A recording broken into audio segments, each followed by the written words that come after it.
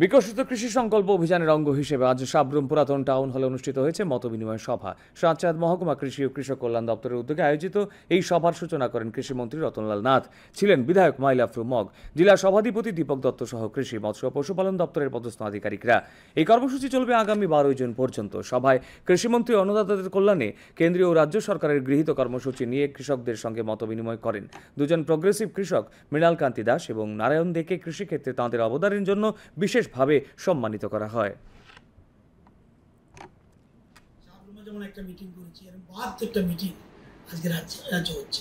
সব জায়গায় কৃষি বিজ্ঞানী আছে, আমাদের দপ্তরের লোক আছে, কৃষকরা আছে, নিজের মধ্যে আদান প্রদান করে সব কিছু চালানো।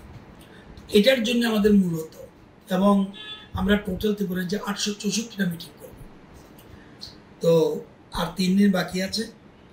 আমরা উদ্দেশ্য হল খারিফ মৌসুমে ব্যাপক উৎপাদন। যদিও দক্ষিণ ত্রিপুরায় যতগুলি ব্লক আছে সবগুলিতে উৎপাদন ভালো, সেলফ সাফিসিয়েন্ট, এক্সেপ্ট ওয়াংবাড়ি।